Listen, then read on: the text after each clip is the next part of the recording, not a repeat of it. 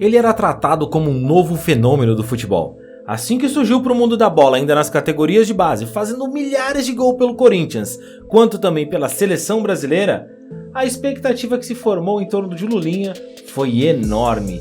Porém, o atacante nunca rendeu o esperado. E hoje eu vou te contar o que foi que aconteceu com o Lulinha. Ele largou o futebol? Onde foi parar o Lulinha? Eu vou te contar, mas antes se inscreve aqui no nosso canal para apoiar nosso trabalho e receber mais vídeos como esse que saem diariamente aqui no canal Futflix. Luiz Marcelo Moraes dos Reis, mais conhecido como Lulinha, nasceu em Mauá em abril de 1990. Começou nas categorias de base do Corinthians e como um grande sucesso pela seleção brasileira no Mundial Sub-17 da categoria, onde teve grande destaque. Lulinha marcou 16 gols em apenas 16 jogos e foi lançado aos profissionais, como o maior goleador das categorias de base do Corinthians. Estamos falando de 297 gols para um menino de 17 anos, é muita coisa. O Chelsea e o Barcelona cresceram os olhos instantaneamente na joia do timão, que preferiu renovar o seu contrato, aumentando assim a sua multa rescisória de 5 milhões para 50 milhões, e estamos falando de dólares, viu coleguinha?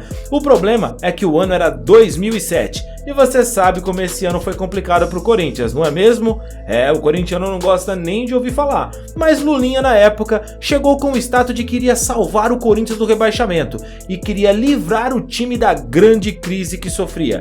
Mesmo com as boas atuações, o Corinthians acabou sendo rebaixado para a Série B do Campeonato Brasileiro, vivendo o pior momento de toda a história do timão. Em 2008, o jogador não conseguiu corresponder à torcida com os gols, não tanto quanto seu amigo Dentinho, que fez muito gols ali e assistências que conseguiu ajudar o time. Mas o Lulinha não estava mal não, teve boas atuações, muitas assistências, era titular na equipe do Mano Menezes em 2008. Mas aí chegaram caras mais cascudos para assumir essa bronca, no caso o Douglas e o Moraes, e o Lulinha acabou perdendo espaço no time. Depois do seu primeiro gol como profissional, a torcida achou que o Lulinha iria desandar a fazer gols, e logo no jogo seguinte não é que o Lulinha foi lá e guardou de novo? Bom, tava tudo certo, né? Era contra o Bragantino. Aliás, você sabia que esse é o clube que mais sofreu gols do Lulinha como profissional aqui no Brasil? Foram 2 gols em 3 jogos contra o clube. Mas em 2009, mesmo conseguindo os títulos do Campeonato Paulista e da Copa do Brasil, o Lulinha não teve boas atuações e não aproveitou as pouquíssimas oportunidades que ele teve durante esse campeonato. Depois de 3 anos sendo emprestado para lá e para cá pelo Corinthians, no final de 2012 o jogador teve o seu contrato com o Timão encerrado. Apesar de não ter sido procurado pelo Timão por uma renovação, o Lulinha buscou, a partir de 2013, um recomeço na sua carreira longe do Timão. Ele tentou começar em diversos clubes e de menos expressão, pelo menos se compararmos com o Corinthians, onde ele surgiu, mas sempre sem o brilho que se esperava dele, aquele Lulinha das categorias de base, da seleção de base, enfim, não era o mesmo. Foi então que em 2016 ele foi para o Pohang Steelers e se encontrou no futebol asiático. Ainda foi para a Arábia, mas depois ele foi ao Japão, onde joga até hoje. Mas o que aconteceu? Por que aquele Lulinha não deu certo no futebol ocidental, onde acompanhamos mais? Por que ele, que era desejado pelo Chelsea e Barcelona, hoje está longe dos holofotes e esquecido para o mundo do futebol?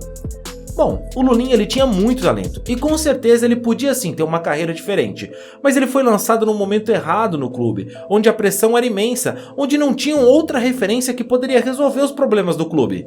Mas não é só pressão da torcida que a gente está falando aqui, é pressão do próprio jogador. Ele se cobra muito para entrar e tentar resolver algo, para mudar o jogo, e às vezes o jogador, pela idade e maturidade, não consegue. Futebol é um esporte coletivo e necessita de muitos ajustes para que o talento individual apareça. Isso marca o jogador, atrapalha a confiança dele. Um jogador de futebol sem confiança para tentar um drible, uma finalização à distância, uma arrancada, uma antecipação ao zagueiro. Bom, um jogador que não tenha confiança para fazer isso é um jogador sem brilho. E infelizmente foi isso que Lulinha se tornou após ter sido lançado na hora errada. De quem é a culpa? Não necessariamente é preciso haver um culpado.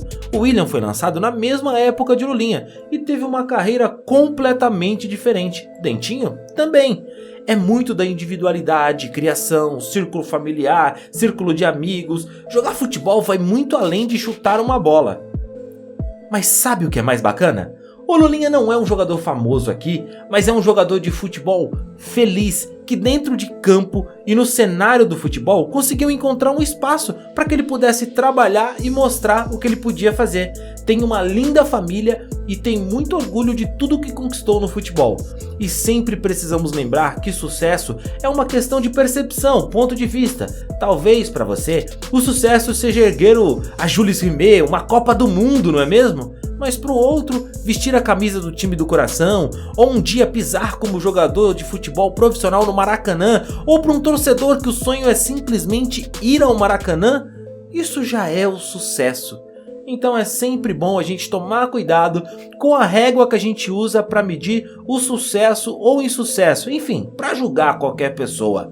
O Lulinha, para mim, é um puta vencedor que só tem do que se orgulhar. Mas e para você? O que é ter sucesso na vida e no futebol? Deixa aqui nos comentários e não esqueça do like no vídeo. A gente se vê na próxima história e valeu!